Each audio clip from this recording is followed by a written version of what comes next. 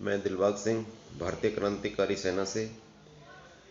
आज का जो वीडियो है वो है हमारे धार्मिक गुरुओं की कुछ शब्दावली को लेकर, जिसमें कि वो हमें समझाते हैं कि अगर कोई व्यक्ति दुखी है, परेशान है, चाहे वो मानसिक रूप से परेशान है, चाहे शारीरिक रूप से परेशान है, चाहे सामाजिक रूप से परेशान है, तो उनको एक शिक्षा दी जाती है कि आप अगर परेशान हैं किसी तरीके से सिस्टम से, तो आपका ये जो दुखी होना है, उन लाचार बेबस उन दिन दुखियों के बारे में ये कहा जाता है कि आप इसलिए दुखी हैं क्योंकि आपने पिछले जन्म में कोई पुराने कुछ ऐसे कर्म किए होंगे, कुछ पाप ऐसे किए होंगे जिनका दंड, जिनका अब वर्तमान में हमें इस जीवन में मिल रहा है। और दूसरी तरफ जो आदमी गरीब नहीं है, अमीर वर्ग में पैदा होता है, करोड़पति बन जाता है, जो परेशान नहीं है, जो अपने सिस्टम के तहत कोई भी कार्य अगर करवाना है तो वो उसको अपने अपने हिसाब से, सिस्टम के हिसाब से जो भी उसका बनता है, एक फ़ोन के जरिए ही उसकी सारी समस्याएं हल हो जाती हैं। चाहे बीमारी हो तो उसका बड़े हॉस्पिटल में इलाज करवा लिया जाता है तो ठीक हो जाता है, लेकिन गरीब आदमी को सिर्फ यही कहा जाता है कि आपको पुराने कर्मों का दंड मिल रहा है, पुराने जन्मों का जो पाप किया उसका फल मिल रहा है। दूसरी तरफ जो सारी जिसकी समस्याएं हैं वो चुटकियों में हल हो जाती हैं। जो करोड़पति खरबपति परिवारों में पैदा होते हैं उनको ये कहा जाता है कि इन्होंने कुछ ना कुछ पिछले जन्म में अच्छे कर्म किए होंगे, जिसका परिणाम अब उनको मिल रहा है। जबकि असलियत में बड़ा ही अजीब लगता है जब धर्मगुरु एक परिपाटी में ये बोलते हैं, एक भाषा में ये बोलते हैं सभी के सभी, कि 84 लाख योनि में जीवन बिताने के बाद मनुष्य का जन्म मिला है, जो कि बड़े ही भाग्य से मिलता है। तो जब मनुष्य का जन्म इतने भाग्य से मिलता है, सारे के सारे 84 लाख योनि भोग के नरकों में आते हैं, तो क्या कोई कर्म फिर भी ऐसे रह जाते हैं क्या कि जिससे कि पाप का घड़ा फूटा नहीं था जो पिछली जन्म में, जिसको अब सजा मिल रही है? जबकि असलियत में है क्या? असलियत में सारा रोना सिस्टम का है। सारा जो व्यवस्था है हमारे भारत की, सारा का सारा खेल ऊंच नीच, गरीब अमीर, ये कोई पिछले जन्मों का फल नहीं है, ये सिर्फ व्यवस्था का दोष है। कैसी व्यवस्था? अब जैसे मैं आपको बताता हूं, अगर कोई व्यक्ति गरीब परिवार से है, अगर वो बीमार हो जाए, उसको अगर इलाज ना मिले सरकारी हॉस्पिटल में, और प्राइवेट हॉस्पिटल में बहुत महंगा है, जिसमें कि बहुत पैसा लगता है कि वो अपना इलाज नहीं करवा पाता, तो उसके मन की संतुष्टि के लिए ये कहा जाता है कि इसको कोई ना कोई पिछले जन्म का पाप है जिसकी वजह से ये भुगत रहा है।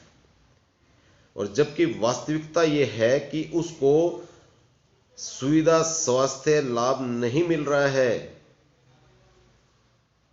इसीलिए वो परेशान आदमी है जो अपना इलाज नहीं करवा पा रहा है।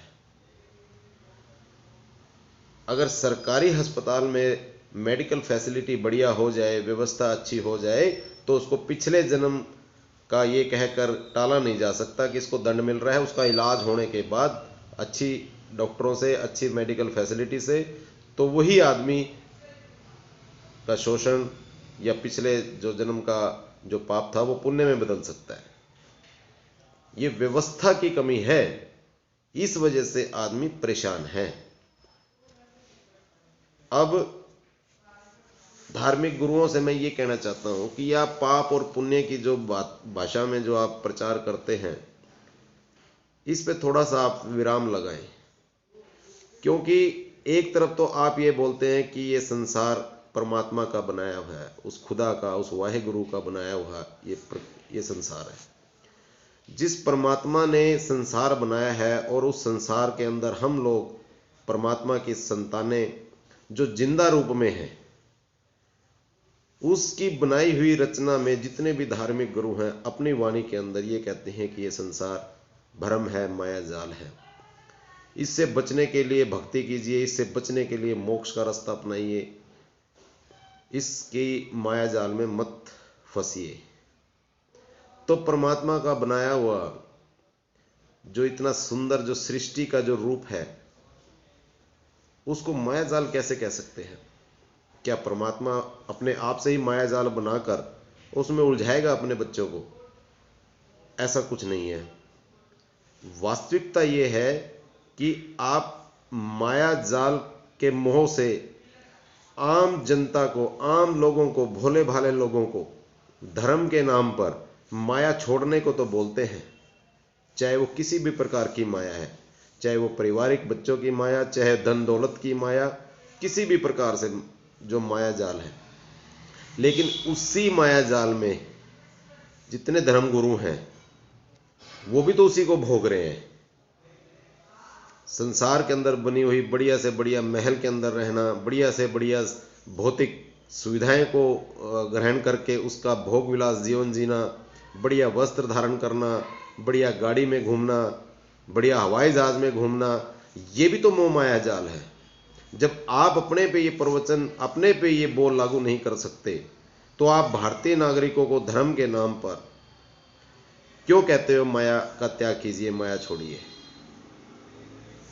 आप उसी भोले भाले जो हमारे जो भारत के लोग हैं, जो आपके शिष्य बनकर आपसे शिक्षा लेते हैं मन की शांति के लिए, वही लोग फिर आपको सेवा के रूप में, दान के रूप में बहुत बड़ी रकम, करोड़ों खरबों अरबों रुपया आपकी संस्थाओं में दान देते हैं क्योंकि आप बार बार प्रचार करते हैं दान देने से बढ़िया फल मिलेगा, बढ़िया पुण्य मिलेगा। लेकिन दूसरी तरफ फिर वही व्यक्ति जब आपकी शिक्षा ग्रहण करने के लिए उन आश्रमों में, उन कथावाचकों के पंडालों में, उन मंदिर मस्जिदों में, गुरुद्वारों में जब जाते हैं तो उनको शिक्षा यही दी जाती है।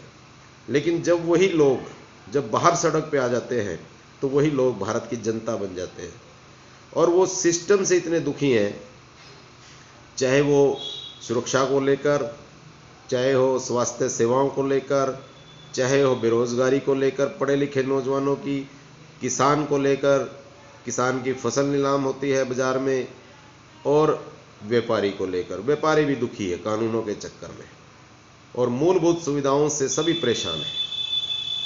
तो इन मुद्दों की बात आप अपने सत्संग में, आप अपने प्रवचनों में क्यों नहीं करते? अगर एक व्यक्ति को जो परमात्मा का बनाया हुआ जो एक पुतला है, जिंदा पुतला, जिंदा बिल्कुल एक मूर्त, ऐसी मूर्त जो सुविधाओं के अभाव में परेशान रहती है, आप एक बार भी उसकी वर्तमान समस्याओं की, उन सुविधाओं के बारे में कभी भी आप सिस्टम से बात नहीं करते। विधायक, सांसद, मुख्यमंत्री, प्रधानमंत्री के खिलाफ आप बिल्कुल जरा सा भी नहीं बोलते। क्यों? ऐसा क्या? लेकिन आप उसी मनुष्य को जो परेशान रहता है उसके भविष्य को लेकर, यानी कि अगले जन्म को लेकर आप बड़ा सतलोक की बात करते हो, स्वर्गलोक की, जन्नत की बात करके उनको पता नहीं कौन से युग में उनको ले जाते हो। जब वर्तमान में दुखी हैं तो आप क्यों नहीं आवाज उठाते? आपको आवाज उठानी ही होगी, क्योंकि वो जो संगत है वही सिस्टम से दुखी है। और आप धर्म गुरु हैं, राजनीति के अंदर आप कहते हैं ये राजनीति में नहीं आना चाहिए, आपको राजनीति में आना ही पड़ेगा। भविष्य की चिंता तो आप छोड़ दीजिए, वर्तमान की अगर आप चिंता करेंगे तो ये धरती स्वर्गलोक से कम नहीं होगी, ये जन्नत से कम ये धरती नहीं होगी। इसलिए आप सभी धर्म गुरुओं से मेरी प्रार्थना है कि आप अपनी कथाओं के अंदर डायरेक्ट, सीधे तौर पर जिस राज्य में आप कथा करते हैं, सत्संग प्रवचन करते हैं, जहां मंदिर हो, चाहे मस्जिद हो, चाहे गुरुद्वारे हो, कोई भी धार्मिक स्थान हो, आप सभी धर्म गुरुओं से मेरी विनती, मेरी प्रार्थना है कि आप उस राज्य के मुख्यमंत्री से, मंत्रियों से, विधायकों से, सांसदों से, प्रधानमंत्री से आप देश की वर्तमान व्यवस्था जो बिगड़ चुकी है, सुरक्षा, स्वास्थ्य, शिक्षा, मूलभूत सुविधाओं को लेकर, बेरोजगारों की रोजगार के लिए, किसानों की फसल की नीलामी को रोकने के लिए, व्यापारी को कानूनों में राहत दिलाने के लिए, यानी कि टोटल तमाम व्यवस्थाएं, उनके लिए आपको आवाज उठानी पड़ेगी। क्योंकि आप तो सीधे परमात्मा से मिले हुए हो, उस खुदा से, उस वाहिगुरु से डायरेक्ट आपके संबंध हैं। तो जब परमात्मा से आपके सीधे संबंध है तो आपको डर भी नहीं होगा। आप मौत से क्या डरोगे, क्योंकि मौत तो सबकी आनी है। तो आप मौत से ना डर कर, जेल जाने से ना डर कर भी आप सत्ता के खिलाफ बोलेंगे। सत्ता के खिलाफ नहीं बोलना आपने, आपको व्यवस्था को बढ़िया बनाने के लिए मुख्यमंत्री, प्रधानमंत्री, मंत्रियों को, विधायकों को, सांसदों को, जो आपके चरणों में जो हाथ जोड़कर शीश नमाकर वोट के लिए किसी बहाने से आते हैं, आपको उनको बताना पड़ेगा कि आपकी जो व्यवस्था सिस्टम है वो बिल्कुल गलत है। आप भाषण जो देते हो दुनिया भर के, उन पे विराम लगाएं। अपने भारतीय जो व्यवस्था है उसको सुधारने के लिए उनको बताएं कि जिस प्रकार आप अपनी सुरक्षा लेते हो, भारतीय नागरिकों की भी सुरक्षा का दायित्व उतना ही निभाओ। आप जिस प्रकार से मेडिकल फैसिलिटी लेते हो अपने लिए, ठीक उसी प्रकार से भारतीय नागरिकों के लिए हर जिले में एम्स जैसे हॉस्पिटल, वैसी सुविधाएं मिलें ताकि मरीज को पुराने पिछले पापों के बात ना करके उसको वर्तमान की जो व्यवस्था है स्वास्थ्य सेवा, उसको मिले बेहतर ढंग से। आप ऐसी आवाज उठाएं।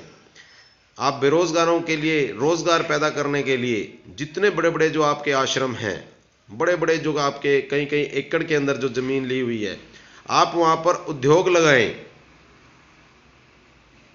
उद्योग लगाएंगे तो जो भारत का जो प्रोडक्ट है, जो किसान का, जो कंपनियां लूट रही हैं इस देश को, उन प्रोडक्ट को बनाकर तैयार करके, मतलब कि 5 रुपए की चीज को 500 रुपए किलो तक बेचती हैं, इससे भी ज्यादा।